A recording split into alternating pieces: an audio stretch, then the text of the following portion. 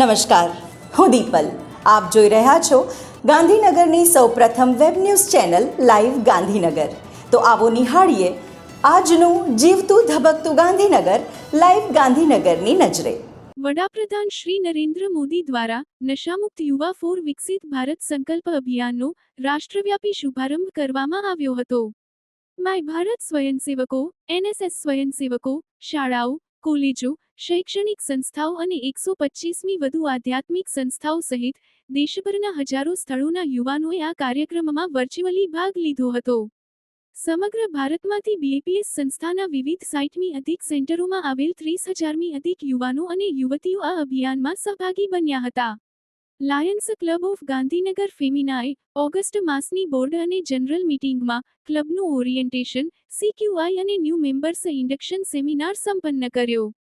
જેમાં district chairperson, orientation અને CQI lion Sonal Shah તથા IT અને HQ chairperson lion Freny Shah દ્વારા સભ્યોને વિષયની સુંદર જાણકારી આપવામાં આવી. પ્રેસિડેન્ટ્સ અને ટ્રસ્ટી સહિત 65મી વધુ સભ્યો હાજર રહ્યા અને તે સૌએ સભામાં જ લાયન ડિસ્ટ્રિક્ટ એપ ઇન્સ્ટોલ કરી અને પ્રેક્ટિકલ અનુભવ પણ મેળવ્યો. સાથે સાથે ક્લબના નવા જોડાયેલ સભ્યોને ડીસી એડમિનિસ્ટ્રેશન લાઇન મમતાબેન રાવલ દ્વારા ઇન્સ્ટોલેશન કરાવવામાં આવ્યું. શ્રી અખિલ આંજણા કેળવણી મંડળ સંચાલિત Chaudhary commerce college sector 7 Gandhinagar ખાતે પ્રથમ વર્ષની બીકોમ વિદ્યાર્થીનીઓના ઉત્સાહભર્યા સ્વાગત માટે વિશેષ ફ્રેશર્સ પાર્ટીનું ભવ્ય આયોજન કરવામાં આવ્યું હતું. કાર્યક્રમમાં સંસ્થાના પ્રમુખ હરિભાઈ ચૌધરી તેમજ સમગ્ર ટ્રસ્ટી મંડળ દ્વારા વિદ્યાર્થીનીઓને ઉજ્જવલ ભવિષ્યની શુભેચ્છાઓ પાઠવવામાં આવી હતી. કાર્યક્રમની વિશેષતામાં મિસ ફ્રેશર્સ 2026ની સ્પર્ધા યોજવામાં આવેલી હતી, જેમાં વિવિધ ધોરણોના આધારે 3 તબક્કા દરમિયાન વિદ્યાર્થીનીઓએ પોતાની પ્રતિભાનું પ્રદર્શન કર્યું હતું. આ સ્પર્ધામાં પ્રથમ વર્ષ ઇંગ્લિશ મીડિયમની વિદ્યાર્થીની દરજી ખુશીને મિસ ફ્રેશર્સ 2026નો ખિતાબ એનાયત કરવામાં આવ્યો હતો. આ પ્રસંગે કોલેજના પ્રિન્સિપાલ ડોક્ટર દિશા પોપટ તથા સમગ્ર સ્ટાફની ઉપસ્થિતિએ વિદ્યાર્થીનીઓના ઉત્સાહમાં વધારો કર્યો હતો. આ કાર્યક્રમનું સંચાલન GS સમૃદ્ધિ ભાટી રાવલોત અને LR ચૌધરી અનિતાની આગેવાની હેઠળ સફળતાપૂર્વક પૂર્ણ કરવામાં આવ્યો હતો.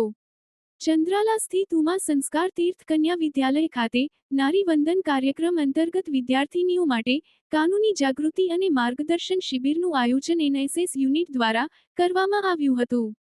આ કાર્યક્રમમાં મુખ્યત્વે પોક્સો એક્ટ અને અન્ય કાનૂની જોગવાઈઓ વિશે વિદ્યાર્થીનીઓને વિસ્તૃત માહિતી પૂરી પાડવામાં આવી હતી. આ પ્રસંગે જિલ્લા કાનૂની સેવા સત્તા મંડળ ગાંધીનગરના ગોવિંદભાઈ નસીદ, વિપુલભાઈ વાઘેલા અને જયરામભાઈ સોનીએ વિદ્યાર્થીનીઓને સંબોધન કર્યું હતું.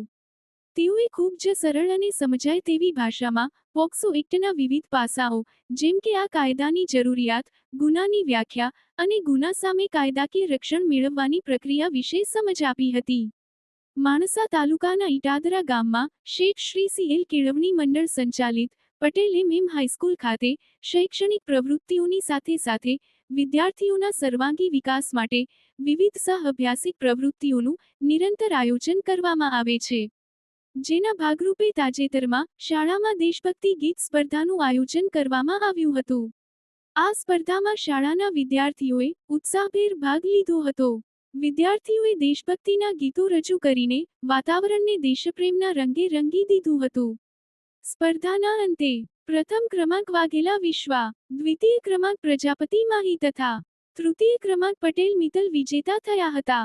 શાળાના આચાર્યશ્રી તથા સમગ્ર શિક્ષક પરિવારે વિજેતા થયેલા તમામ વિદ્યાર્થીઓને ઉત્કૃષ્ટ પ્રદર્શન બદલ હાર્દિક અભિનંદન પાઠવ્યા હતા. કાર્યક્રમનું સફળ આયોજન શાળાના શિક્ષિકા નીતાબેન પરમાર દ્વારા કરવામાં આવ્યું હતું. આત્મન ફાઉન્ડેશન દ્વારા છેલ્લા 13 વર્ષથી સાતત્ય સાથે દર મહિનાના પ્રથમ રવિવારે નિઃશુલ્ક પુસ્તક પરબ ગાંધીનગરમાં યોજવામાં આવે છે.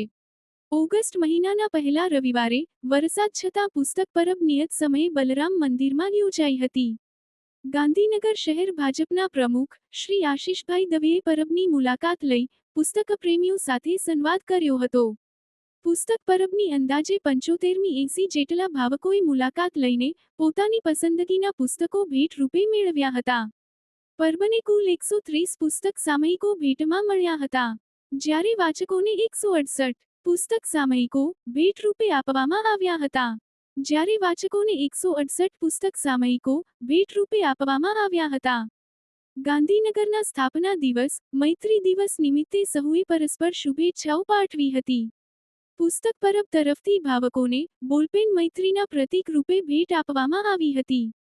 પરબના આયોજનમાં સર્વશ્રી પ્રજ્ઞાબેન પટેલ, શંકરભાઈ ચૌહાણ, હિતેશભાઈ પરમાર, મીત આસોદરિયા, નિલેશ થાનકી, ગજેન્દ્રભાઈ વાઘેલા, સમીરભાઈ રામી, ભાવનાબેન રામી, તરુણભાઈ શુક્લ, અશ્વિનભાઈ પ્રજાપતિ વગેરે મિત્રોએ સહયોગ આપ્યો હતો. તો દર્શક મિત્રો, આપે અનુભવ્યો ગાંધીનગરનો ધબકાર. આપની આસપાસ બનતી આવી જ ઘટનાઓની જાણકારી અમારા સુધી પહોંચાડવા માટે સ્ક્રીન પર દર્શાવેલ નંબર પર વોટ્સએપ દ્વારા અથવા ઈમેલ આઈડી પર મેલ કરીને આપ અમારો સંપર્ક કરી શકો છો. ધન્યવાદ.